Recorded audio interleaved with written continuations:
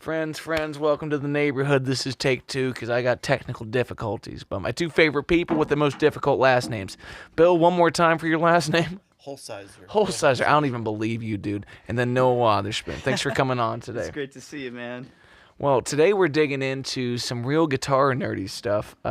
Bill here is the #1 guitar nerd that's never played a little bit in his life. Do me a favor, lift that microphone up just a little bit. That stand's going a little flaccid on us. And then crank that thing back in position. So, Bill, when did you first get interested in the Nationals? I love the sound of them. And over time, I realized that it was the sound of the true old Nationals and not the Dobros. Sorry, that I like, and nobody in town plays one. Nobody in town even had one, right? So during COVID, I got bored, really bored, and I had a watch on eBay for auctions of Nationals, and over 4 years, 3 of them came up, and I bought all 3. Could you identify the records that you first heard them on that got you really obsessed with that tone? No, I mean, no, I really can't. I just knew that there was, occasionally I would hear a song that had this different metal sound to it. And it's not just blues. It's, there's other styles of music that, I mean, when those came out, I mean, they were 5 times louder than a wood guitar. Every guitar player wanted one, And, I mean, and then 20 years later, that every pawn shop was full of them when electric guitars came out. So, I mean, they had 20 years, but during that time, every genre of guitar player wanted a National because they were loud, They could compete with the other instruments a whole lot better. And you first dig in on just like that sound, but why'd you go into the history of it? Like, that's just kind of in your nature as a person. It was when I figured out what was causing that sound, I guess. Now, I really can't remember the first time I actually saw somebody play a metal guitar and realized, hey, that's a metal guitar, and that's why it sounds like that. But, I mean, Son House, obviously, is the man when it comes to that. I mean, when he came back out in 64, 65, he was playing one just like that. I mean, it was a 31. It had the same 3-screw pattern, and that's why they wore out. When you say 3-screw pattern, what are you referring to? If you look at Noah's, there's 5 screws at the bottom attaching that. Dan Erlewine added those top 2 because it was so badly loose. And I've seen one other one like that, that was a complete rebuild. But that guitar was completely worn out. I mean, the neck was rocking, okay? Right. I mean, it was really bad. And when you say it's a 3-screw, so it's the actual puck. These 3 screws here. Oh, okay. So this is just for the neck bracing. Yeah, that's what held the neck on the first ones. I had no idea. And after a few years, they started coming loose, and they were like, oh. And so that's when they changed to this pattern. If you can see this. Yeah. These 5, right? There's all 5 of those screws hold the neck on. And so there's no neck glue involved in these, like a no. typical acoustic? No, it's just you glue on the fretboard to the neck. Yeah. But no. And when you got your first, which was the first National that you ended up buying? That one. Cool. So what caught your eye about this one? Well, it's pretty shiny nickel. And there were no dents. Okay. I mean, there were a lot of them that came up that had dents, right? It's pretty perfect condition. Noah, can you play a little bit of it for us? Absolutely, man.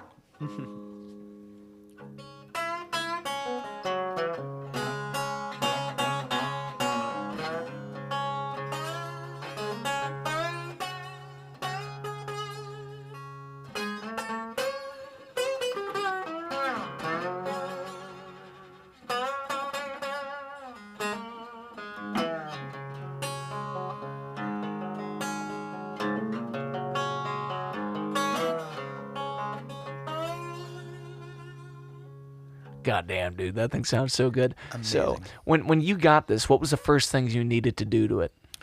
Well, I knew it was completely worn out. So, I mean, when I got it, my initial intention was actually to buy it. This was a fundraising idea for the Big Joe Dusken Music Education Foundation that I run. Uh, my plug there. As you should. My initial idea was to get a great old guitar, get it rebuilt by somebody famous, and then auction it.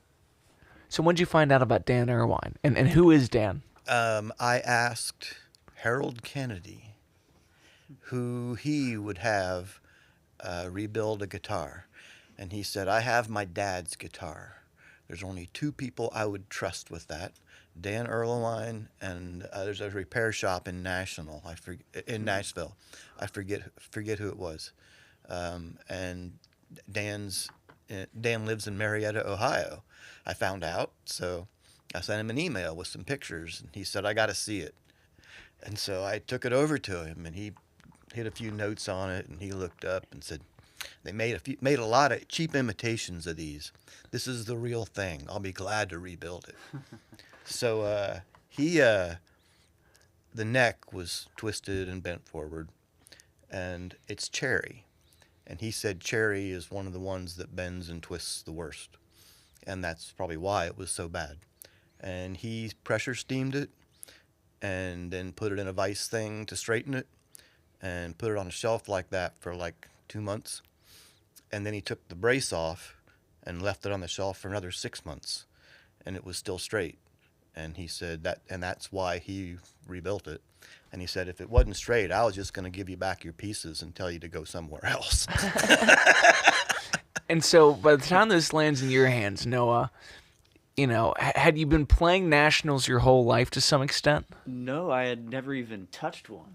I don't believe, when I was growing up and getting interested in blues music, I think the first one I ever saw, like on an album cover or anything, well, actually, it was probably Stevie Ray Vaughan's In Step, where he's kneeling down with, and that his national was supposedly, he told everybody that it was either, Blind Boy Fullers or Buka Whites, I can't remember, but and then other artists like John Hammond, who's a Delta blues interpreter. His dad, John Hammond Sr., who discovered all this, Dylan, Billie Holiday, Robert Johnson, and then digging back to finding out about Son House and all the progenitors. I really like Buka White. He could play. Yeah, he could really, and he could sing. He did that weird thing. I can't do it, but it's that. What is it? This crazy percussive stuff. But Well, there's almost like a harmonic value to that too. That's kind of going on. Like it's not a pinch, but like it is what you see when all these, not fingerstyle guys, but all like the guitar percussionists are gonna do an open tuning and they're just gonna slap on a harmonic and hope for the best. Yeah. He's like the ground floor of all that, man. Yeah. Son House. Just listening to that music, and then later on, actually like some artists from the '90s that would be more, I guess, considered alternative or Americana. This guy Chris Whitley, there's a few documentaries on him. Great songwriter, and that was his main axe. I think it was more kind of like this with a end for his chord. But Jeff Buckley had one that he'd play occasionally. What would he play on it? Can you pull that mic a little closer to you? Yeah, absolutely. There's a few recordings of him playing. Actually, he's playing blues, though. I want to say Parchment Farm and maybe Judgment Day, Robert Johnson. Cool. I always thought they were the coolest, but I had never really had the chance to play one. I was at Trailtown Brewing playing the solo night in Yellow Springs, Ohio, and Bill showed up and put this guitar. I knew he was already. Wait, it was his birthday. Okay. Yeah, and he put this case up on stage, and I just figured, he brought out a guitar for me to play a few songs on, and I said, "What's the deal with this?" And he said, "Well, it's yours." And I was pretty surreal. I remember getting it home that night, and of course, it's like raining, and I'm up in my little music room, and I pulled it out of the case, and the first thing I did, I had it in open tuning, and I went up for that, high octave, classic thing, and instantly I realized why Sunhouse kind of has that beautiful dissonance. It's not entirely in tune, so to speak. And it's because the 12th fret is right here at the body, so you kind of have to hit it Right. at an angle. Right. So it's not clean. Right. It's- 12 frets versus 14 frets at the body. They Fascinating. changed. So it's sort of off in that beautiful way. And you got to live in that limitation of like the curvature of it. Now, when you first started playing slide, was that always on electric, or did you learn on acoustic and then kind of modify your form? I was really coming up was playing more electric guitar. I didn't get an acoustic until a few years into playing. So yeah, my first slide playing I was going after was probably on a Tokai Strat. And then, I started playing out with the band when I was about 16, and I got a Dan Electro. They brought out this series of kind of retro-looking guitars, and I'd put that in open C sharp, which I still do. It's very low. I got that from a guy named Mike Henderson, who's sort of a Hound Dog Taylor enthusiast, And so I'm still using that tuning a lot of the time. How do you adjust your gauge to play on something that loose? I mean, Heavy. especially a slide. Okay. Yeah, heavier. At least 11 on the high E. Okay. Yeah. And when you made yourself get comfortable on this, did you start to kind of play around with like different slide builds instead of glass, doing brass? Or, like, what felt best to you? On this guitar, I still think this brass is working the best. Yeah. know? Do you want to plug your friend that's been building those that you were talking about? Oh yeah, I have a friend since I was a kid. His name's Greg Drum, great songwriter, and he makes slides. This isn't one of them, but they look a lot like this. Okay, this is just a Jim Dunlop, and I can't remember the gauge on it. Is it like 2.9?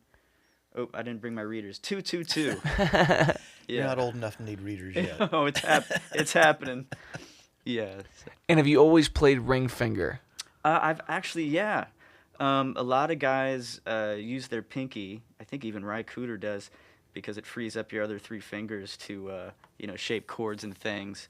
My first, serious blues mentor, Tim Arnold, he told me to use this finger because he's like, you got more muscle there. I remember him saying that, and so I've never really strayed from it. But I totally get, it makes a lot of sense to use your pinky because it would free up.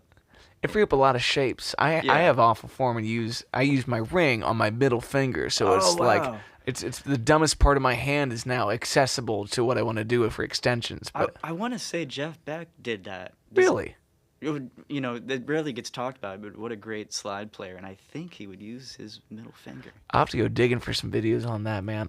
Someone the other day I was like, have you ever heard what's the Beatles tune? A Day in the Life that Jeff does, where it's like it might be the Rock Hall or something like that. And I was like, if you've never heard this, prepare for your entire week to be shattered in one performance. I mean, like, this will mess you up good. Yeah, he messed up a lot of people properly. I saw one time Harold Kennedy doing some warm-up before he started playing, and he was using two slides, one on the bottom strings and one on the top strings. So I've never seen anybody else do that. Harold's an alien. I know. I gotta fix something with this camera. No, would you do some playing for us while we're hanging out here?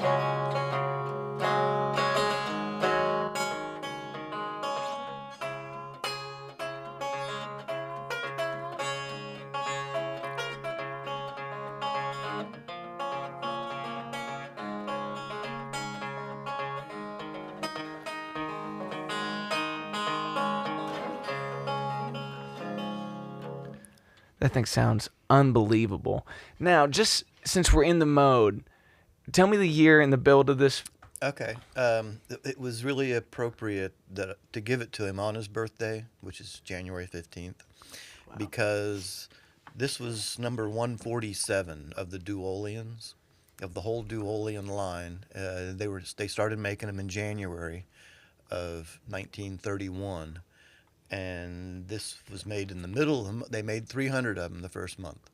So, and this is number 147. So it was made about January 15th, 1931. Yeah. Unbelievable.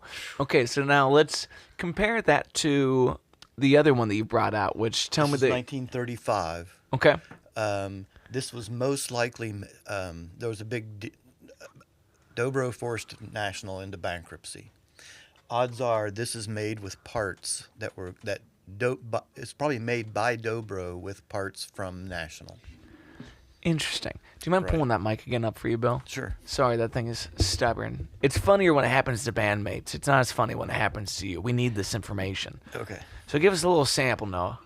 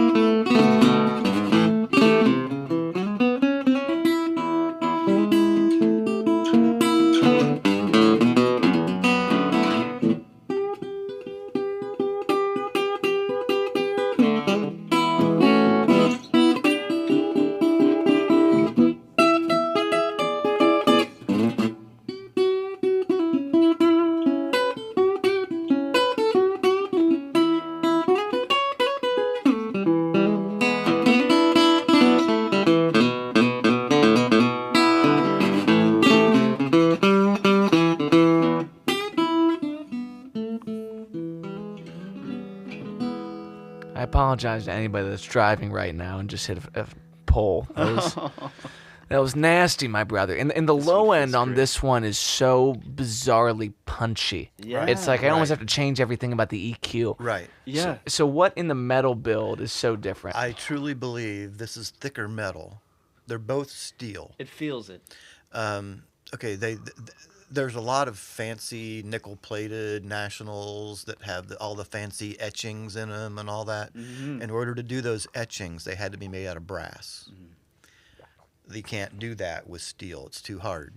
So, and the sound difference, that's one of the things that I noticed was the sound of a brass. I mean, it's like a bell, right? It rings like a bell, but it's the brass ones sound like a brass bell and the steel ones sound like a steel bell. Okay? So, and I think the steel not only sounds better, but is louder. But I think this one is maybe 50% thicker metal than this one. It kind of feels like that. Like It's it's heavier. It's so odd the Who's a way it whale? dives on you. Right. It's like what do you call it? Is it a head bomb when you have like it's like it's the inverse of that where like boy do I need to be seated by the time it lands because Yeah, that thing yeah. is just monstrous. Yeah. Now the real iconic thing on this guitar is that Bill, being the madman he is, has stuck a 57 inside the body of it and pointing at the neck to Right. try to get some of the ass of that guitar to come Actually, through. I turned it around. It actually goes down to the bottom now. I see. Okay, and I wanted to get it away from the openings so that there's no feedback from a monitor. Yeah, Or so there's less chance of feedback, that. yeah. Right. Sorry So- to interrupt. Right before this interview, Bill was talking about, pork butt, and I just thought this would be an excellent name for this guitar. Pork butt. Well, the Everybody ironic, likes pork butts, right? the ironic thing about being Bill's friend is just like you can ask him any question, and you're not going to get out in less than 30 seconds because this man has thought yeah. through every aspect of everything he does. I mean, if I ask him why he takes a Tums on a daily basis, he's going to tell me about why it's got to be ionized calcium. And I never forget these things that Bill tells me. I apologize for the detour. You were talking to Mike here. It's okay. It's okay.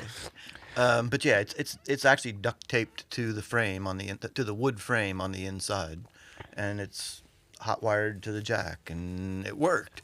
You put the jack in, right? Yeah, I did the whole thing, and everybody told me, "Oh, there's no way that'll work. There'll be feedback. It'll be terrible." And you run it through a booster, and it sounds really good. It really does. It has a lot of ass. And when I heard Joe playing it through his amp setup, it was just the most on the nose that sound could ever be. Joe Waters. Yeah, Joe Waters. Well, he's borrowing it in December. He's recording in Nashville, his CD, and the bass player and drummer are Kev Mose. bass player and drummer.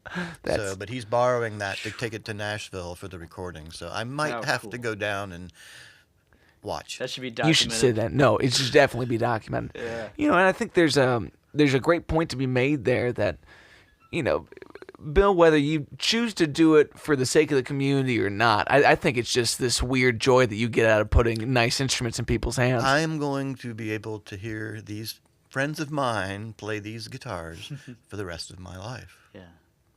It's a beautiful thing, and It really is. And the way that you've kind of chosen for them to land with certain people. I mean, do you feel like you know where they're going by the time they hit your hands? No, You keep handing off to people till you know. no. Well, I was really sure I was going to give this one to Noah, and then you went nuts over the black one. Yeah. The black one has so much mojo. So tell me what that is again. It's a 26, a dual. 29. 29. That's a triolean.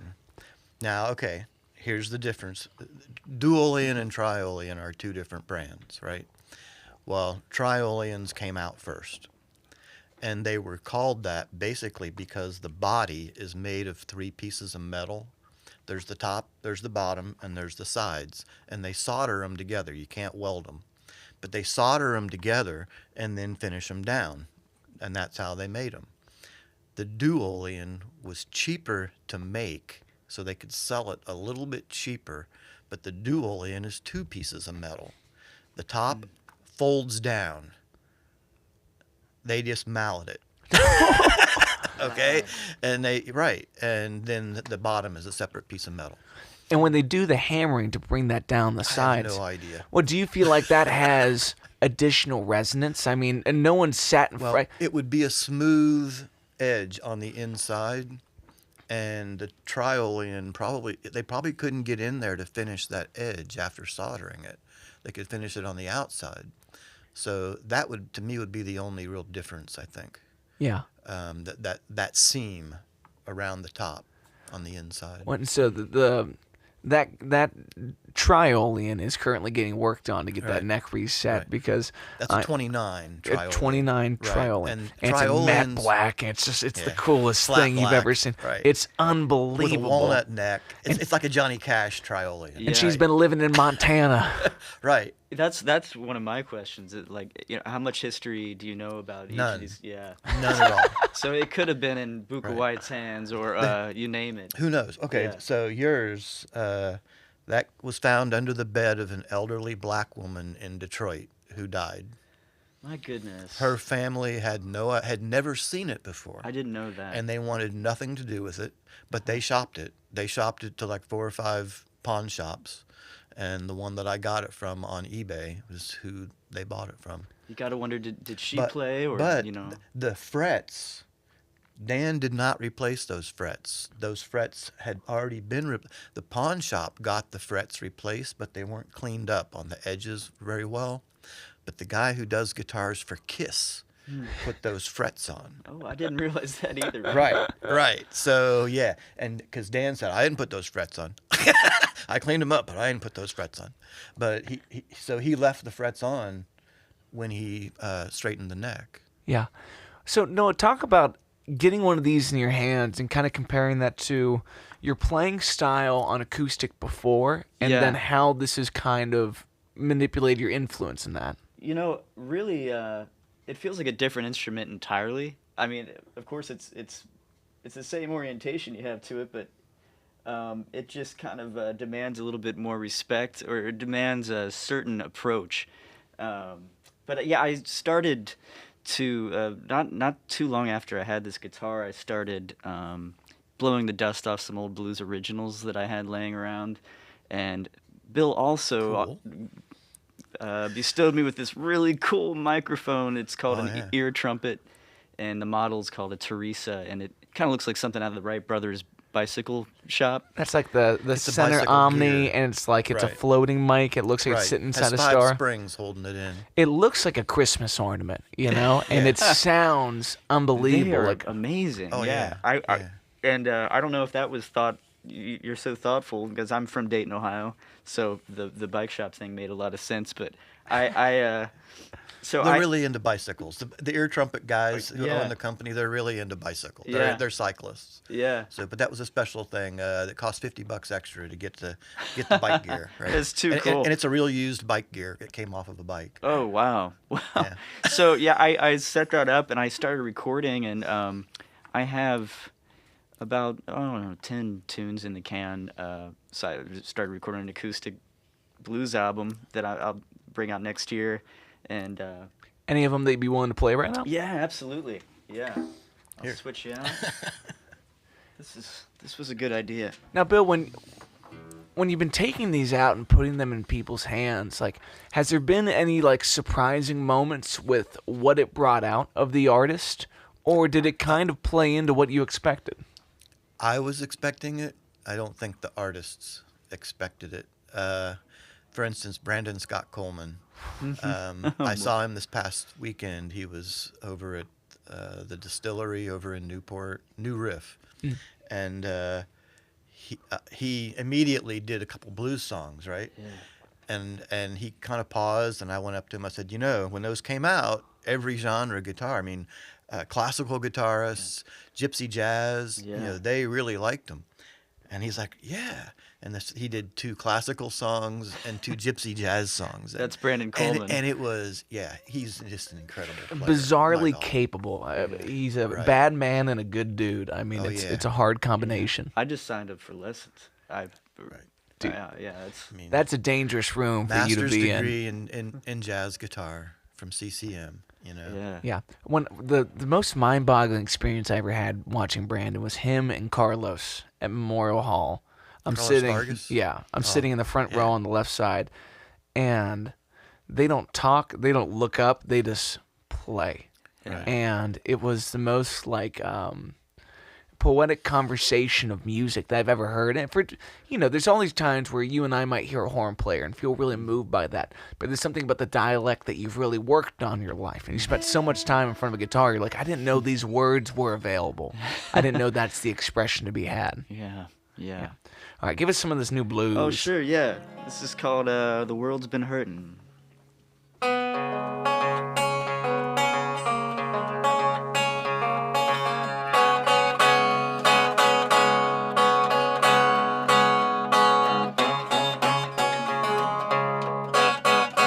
Well, the world's been hurting right down to its core.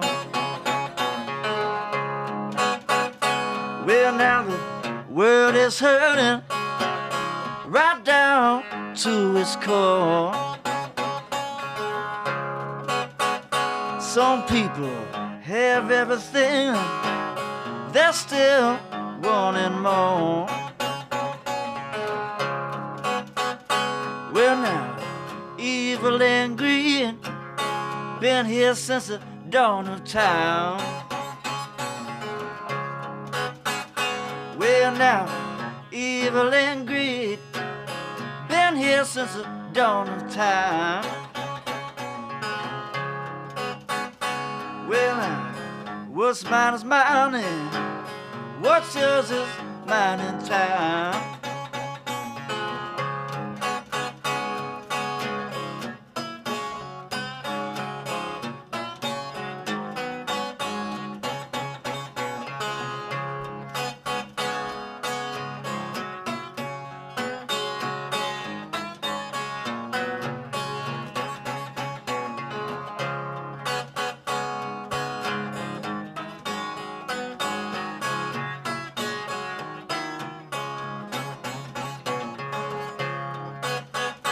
Well, now, this could be last breath evil takes.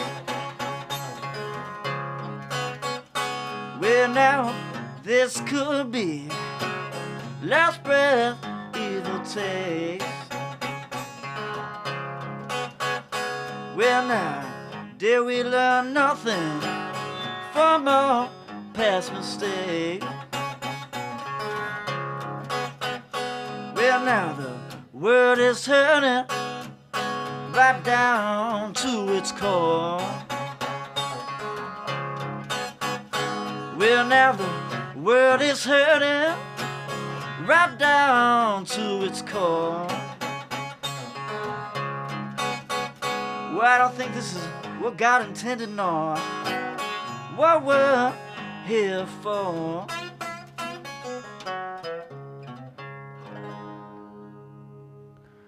Damn, brother. Oh yeah.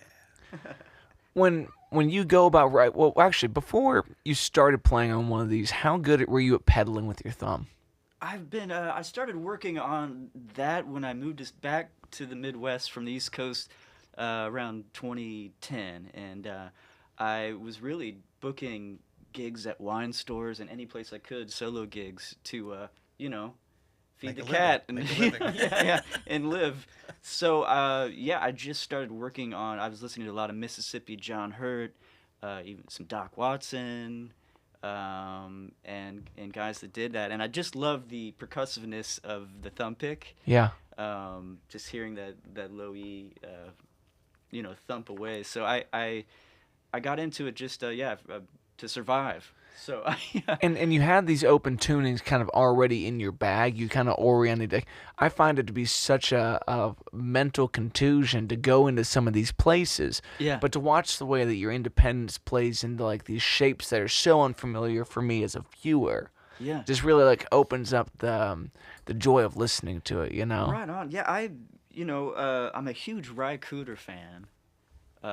He's my top 5 favorite guitarist of all time, and he did that soundtrack for Crossroads. A lot of soundtrack work. Paris, Texas, and he would play a lot of in open D, and yeah, I ended up writing a lot of songs early on in open D because it's always at first a bit of a disorientation.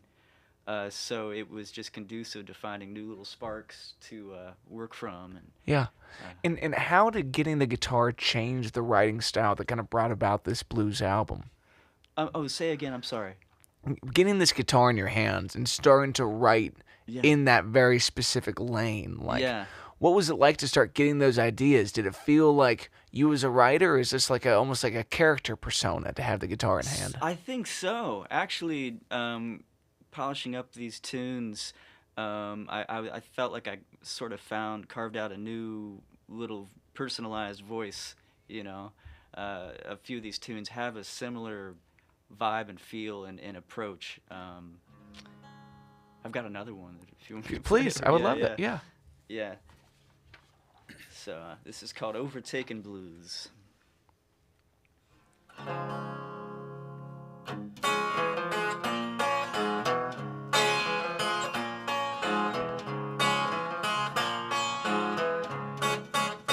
Well, I ask you, good Lord, what's this overtaking me? Well, I ask you, good Lord, what's this overtaking me?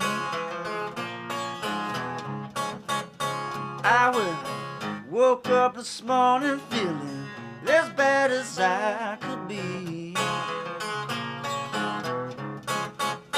Well, now my baby, she don't treat her daddy right. Well, my baby, she don't treat her daddy right. Well, now the boss is gone, I got some rent in mind. I got the blues so bad it's running through my veins. I got the blues so bad running through my veins.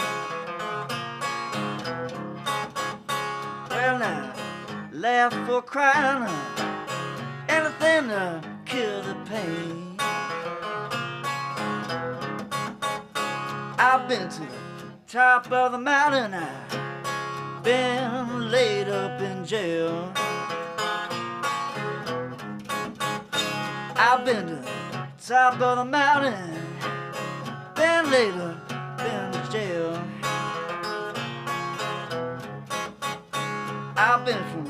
top to the bottom with no one to call my bell. Well, I see my troubles every night in my dreams. Well, I see my trouble every night in my dreams. Well, now, tell me, sweet Lord, is it as bad as it seems?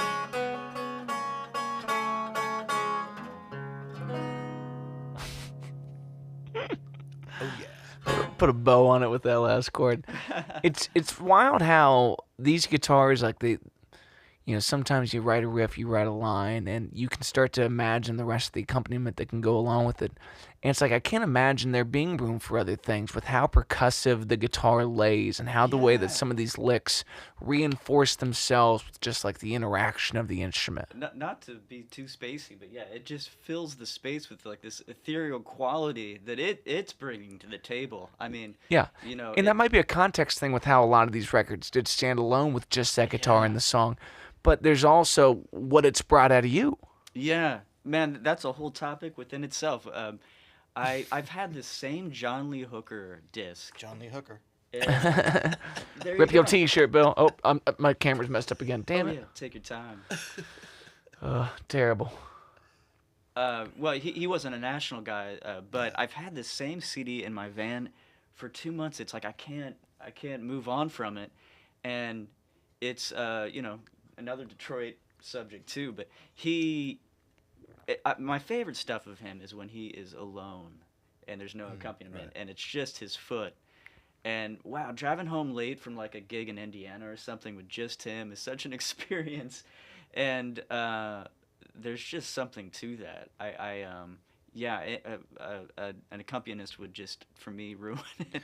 Yeah, well, and it's interesting how you mentioned like a long drive in the middle of the night. Like there's a sense of privacy with the artist Yeah. that you don't get when it's a song by itself. It's an hour together, and it's just you and that instrument. So when you're planning on taking these in the studio, how do you plan on this situation being mic'd up? Is it all live performance, Yeah. one on the foot, two on the guitar, one on the vocal, and let it ride? I'm laughing because I did I've actually videotaped recording this album, and so I recorded each session, and a few of my friends reached out sort of laughing because I had a lot of microphones. I looked like a politician like in Citizen Kane or something when they'd be on the podium with all them. Yeah. So I would have the ear trumpet, and then I had a Shure condenser, SM81. I love those. Yeah. Kind of off to the side. Those are the best pencil mics. Yeah, yeah. It was just kind of insurance. I had one of these guys going on the vocals. So yeah, I would try different things, and then maybe sometimes I would put the ear trumpet in the hallway, quite a bit away from me, just for some extra room sound. Yeah. So yeah, just experimenting. Really. Did you do it at Legacy? I did it at home. Nice. Yeah. We have an old house with wood floors Perfect. that talk back to you. I can't sneak home at night. They're really loud. They squeak. And creaky, yeah. Yeah. I do too. Yeah, yeah, nothing to add to that. Well, it's especially when you talk about miking up in 1,000 different directions. Like it's really tough to capture what it's like just to be in the right room with that guitar, and your perspective is always from on top of it, Right. Versus, Bill, I think your situation is still so funny as somewhere where it's just like, you're gonna play this, and I'm gonna sit right here. It's like, as the real lover of it, you want to be in the front row of these instruments because there is just this delivery and pop, and the way that you've worked on your thumb picking is so. It's like a kick drum, but you're listening right at the rim of the shell. Thank You you. know, it has enough attack to make you really want to move. Funny, I have a bit of imposter syndrome with the whole thing because I started with electric and played electric for years, and like I said, just started playing acoustic to pay the bills, at 2010, and then just delve further and further. So it's probably not conventionally correct, or it's just what I've found and what works for me. Yeah. Well, I think that's it's. I always tell folks, if you're not writing, then you're imitating your favorite artists. But if you're writing, you're reciprocating the thing. Yeah. You go and have this conversation with John Lee Hooker on a long drive home, Yeah. and then suddenly you have something to say back, Yeah. and you're adequately prepared with the instrument and the time at hand to do it. Yeah. And it may not be you reinventing the wheel, but as it's been discussed, that's kind of a waste of your time. Just get in there and speak back to it. So, I'm with you. yeah, which of these tunes on the record really feel like the most surprising for you as the writer? Surprising. I'm so sorry. I don't know how to respond.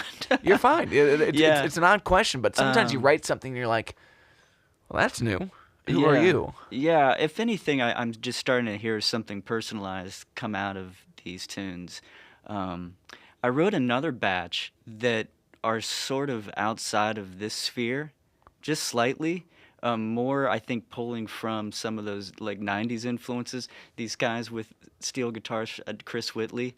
He's got a great record that's just him called Scrapyard Lullaby. Oh, I'm sorry. It's called Dirt. Oh, geez.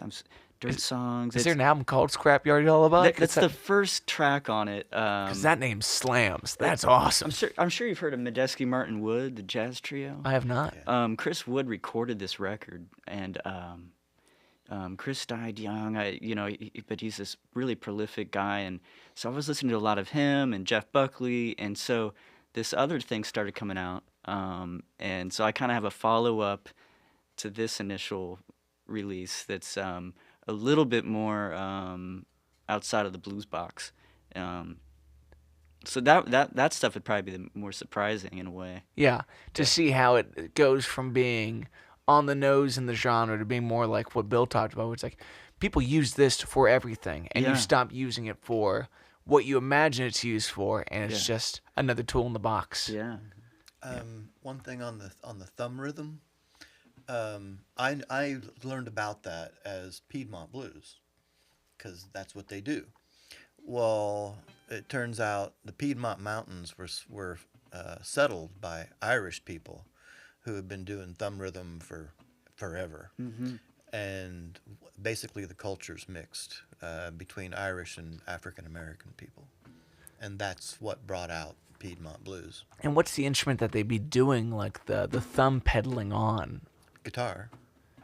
I didn't realize that the Irish are native guitar players been that way. You know, I was always so shocked when I found out that the banjo is an African instrument. Kyle Knapp does a lot of thumb rhythm, and his song he does some Irish songs. I mean, he does a few really old Irish songs, and it's thumb rhythm. Well, this opens up a whole other thing that just popped in my mind.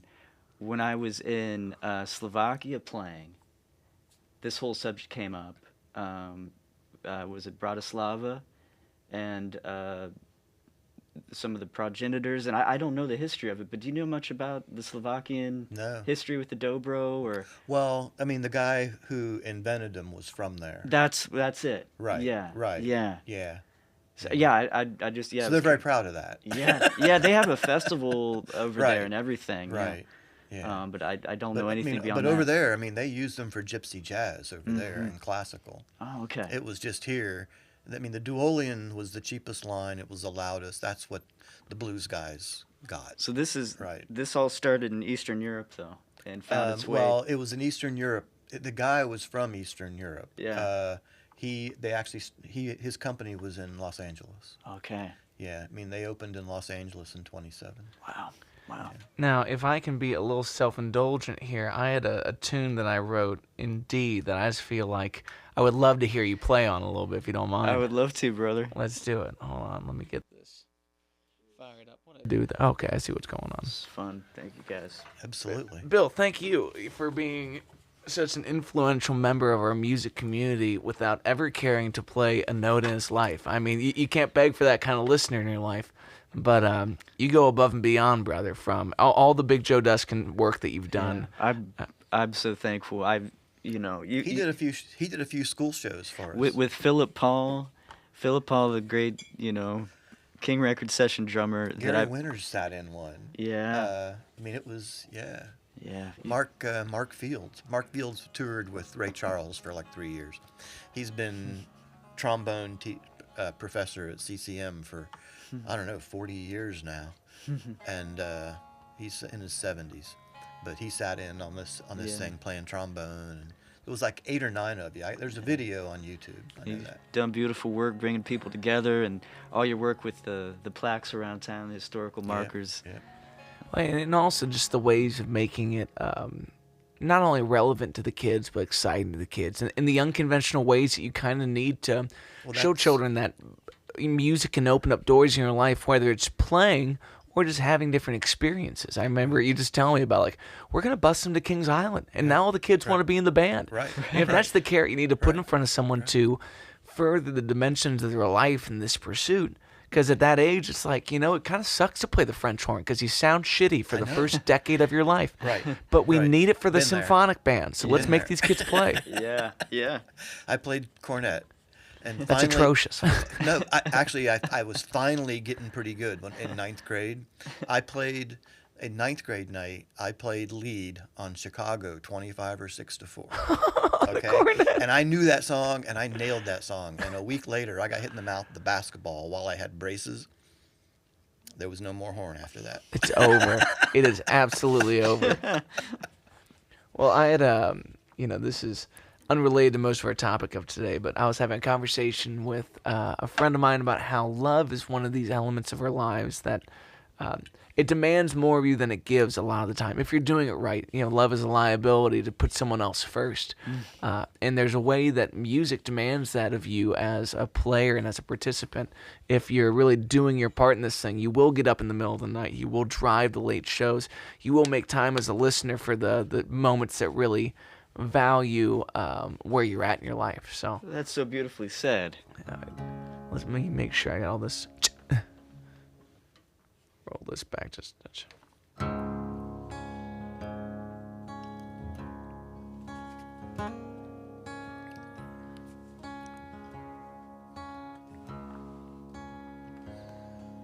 If I had to choose, I'd lose everything for you.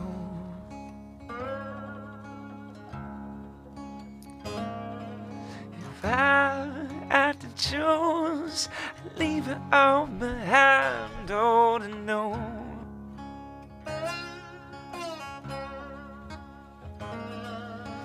If I had to choose, I'd break the boundaries that I watched the whole world burn. 'Cause you and only you that always come first.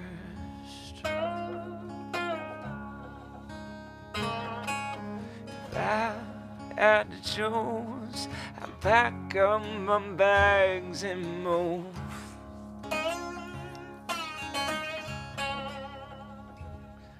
To wherever you go, I walk out the soul of my shoes. I have to choose, I bring them back those that I watched the whole world burn. 'Cause you and only you that always come first. Give me all Noah.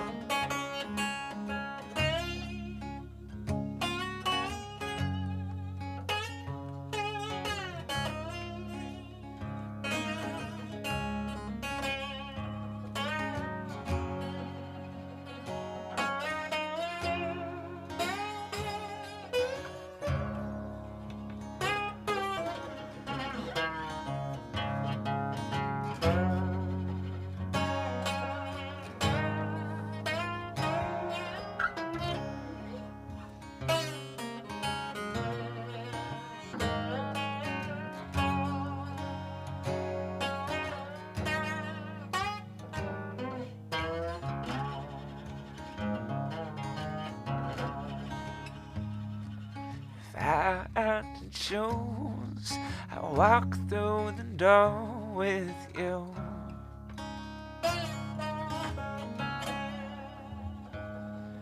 Don't care if it's heaven. The fire's breaking us through.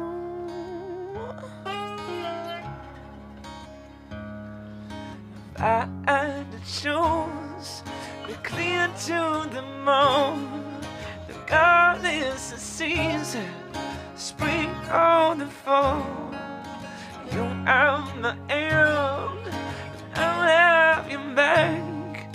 Stand by your side, the whole world attacks. Always, forever and ever. Always, forever and ever. And always, forever and ever. I gotta be you. Take one more, Noah.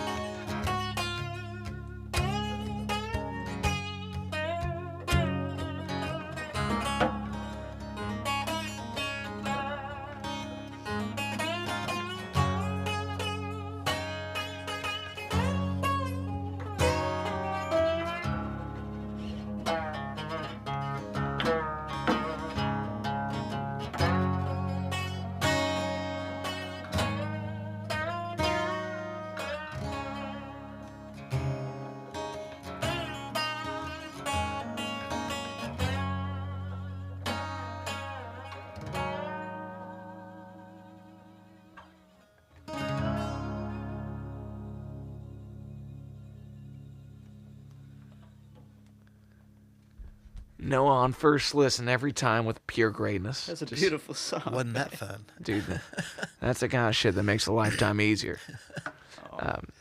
You know what it really brings out to me is there's a couple tracks on Norah Jones' debut album. She's one of a kind. She is, and there's so many tunes on that album that I would never expect to hear a resonator. Yeah. And it just fits so perfectly. It not only its cut, but its contour, and being so much more slender, but like, I guess the word I want to look for is like poetic. You know, there's something about the way that you hear a slide on electric, and it pierces through, but doesn't have the weight to be like that loud about it. You know, it evokes this just There's bittersweet. an thing. openness to the sound that comes out of that. Yeah. It's hard to explain. And you even said that this one has a dark sound versus that one a Yeah. bright sound. Yeah. And that one I think this one's louder, don't get me wrong. Yeah. But that one has more openness in the sound because it has more high end to it, I think. Yeah. Yeah. And what's the pursuit been like for you, Bill, to bring these into your life and then to say, like, I want to figure out the characteristics of the guitar and to take it to the right people to get it repaired? Like, you told me that the last one you did might be the last one that you do. Well, might be. You're a this junkie, one- Bill. This one I ended up sending back to National's repair shop, and it was so easy. $1,500 total rebuild. Everything about it, every part on it was a replacement part, not a National part, and it was worn out. So it had been worn out at least twice.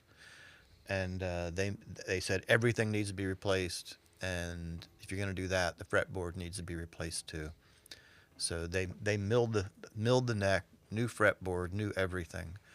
The end piece, the body, and the neck are original, and that's it. The tuners are brand new. They look like old ones. They antiqued them to look like old ones, but they're the same basic model that they were back then, but they're brand new, so they work as well as new ones. Yeah. Where the difference, that one, that's original neck, and that's original tuners. Dan replaced the handles on the tuners. Couple of them were loose. Couple of them were cracked. Yeah, those things will evaporate in the night. The old ones, the way that they kind of Right. like.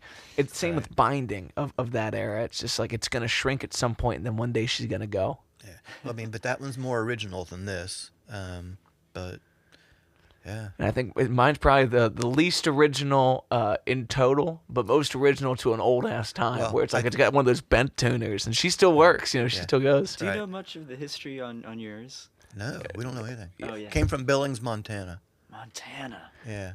Yeah. So This I one gotta came get from this thing Muscle back. Shoals. This Yeah. one, Oh right. God. Yeah. That. and this that, one again. Somebody died Yeah. on this one. I know for sure. And Died on it? Is that what you died said? Okay. about it. Somebody died, and whoever inherited it came into town for the will reading and picked it up, sold it to Counts Brothers Music for $600 cash. Totally worn out. Being from Muscle Shoals, God only knows. I mean, Dwayne Right. could have touched that. I Right. mean, you name it. Well, Yeah. and the thing is, in Muscle Shoals, there's a lot of music history, but nothing before 1947.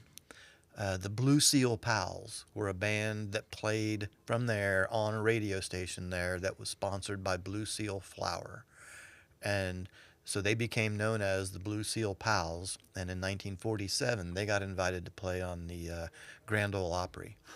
And they ended up playing on there a second time. But in 1947, this guy's playing a hollow body electric.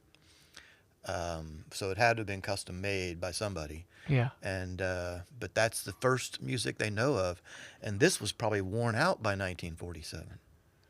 I mean, this is 1935. It's 12 years, and they have no records of anything before 1947. It's unbelievable. Right. So we have limited time left here, and I want to make sure we get to this subject of Mansion Hill, because, Noah, you played at the Harvest Fest the other day. How was that? It was great. A great turnout.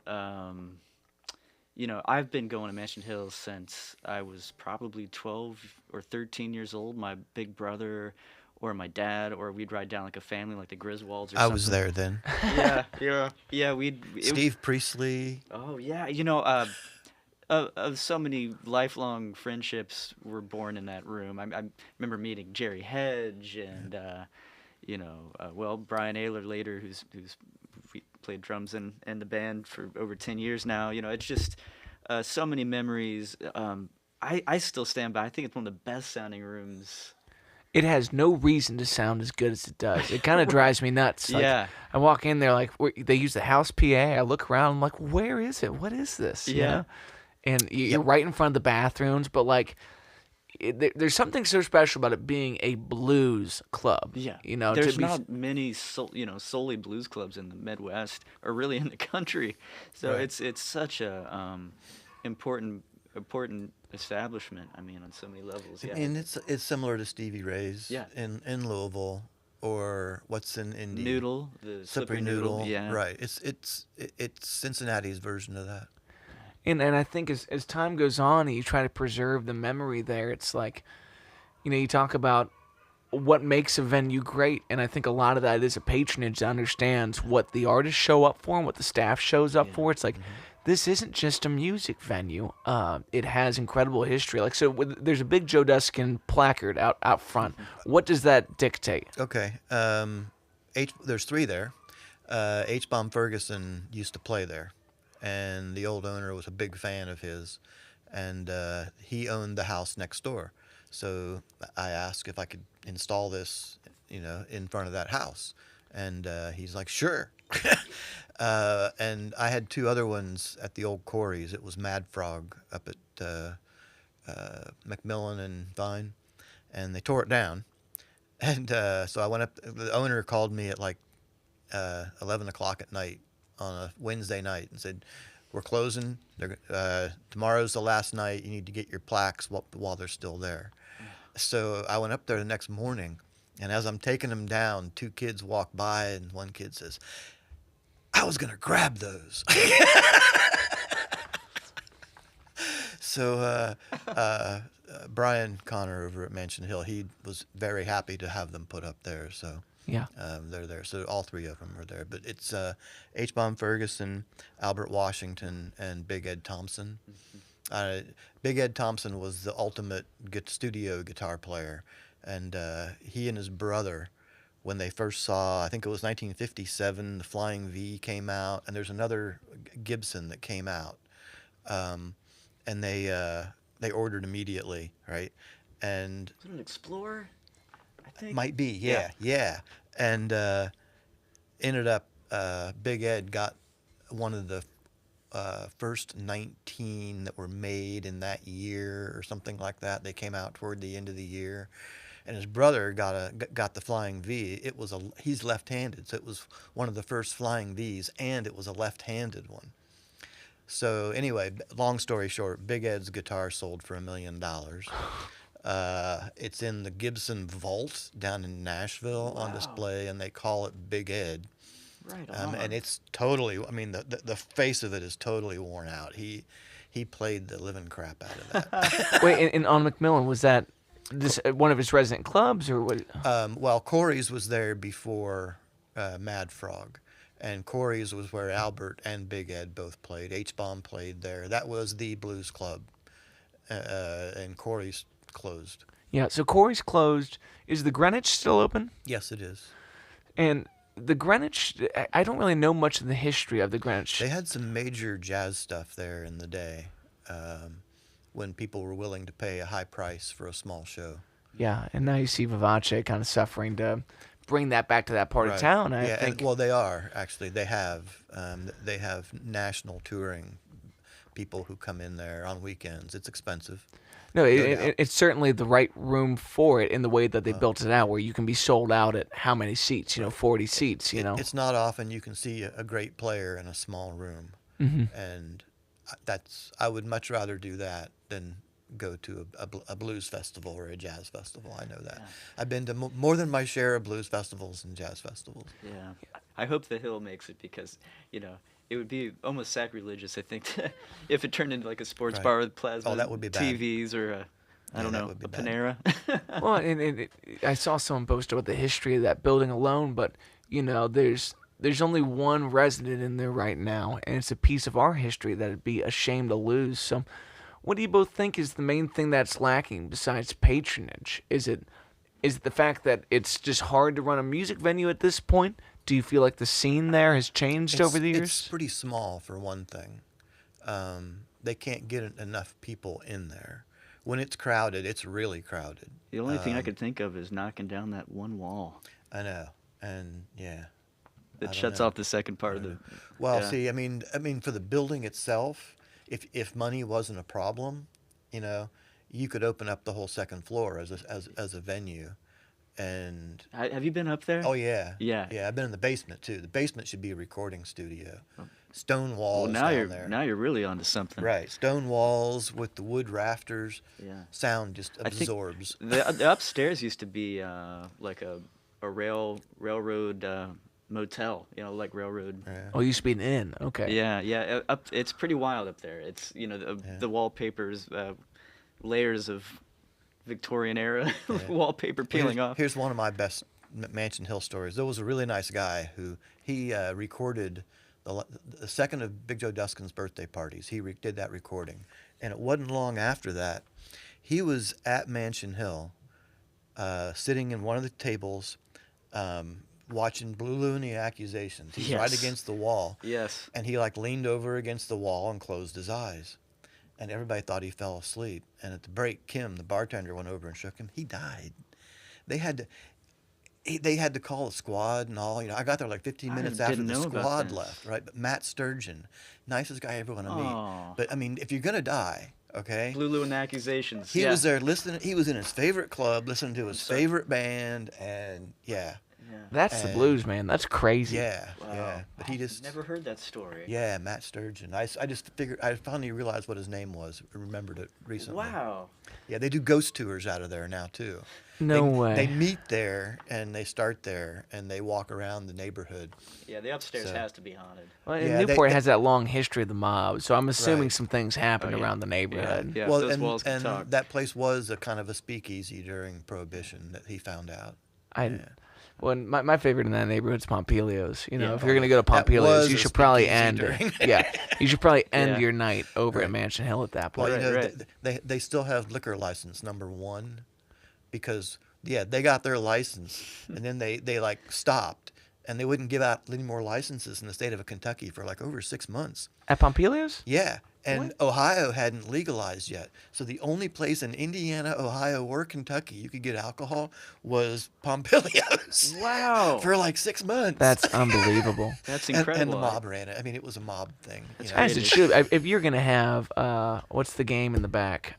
What's that beach Bocce game? ball. Yeah, if you're gonna have bocce ball in Yeah. the back, you better be doing some illicit things on the side. No, So does Mansion Hill charge a cover on most nights and they whatnot? are now. Okay. They're about to start. Yeah, as they kind of need to. No, in your Well- lifetime of gigging, you know, what do you think the difference is between places that are charging a cover and places that are charging a ticket?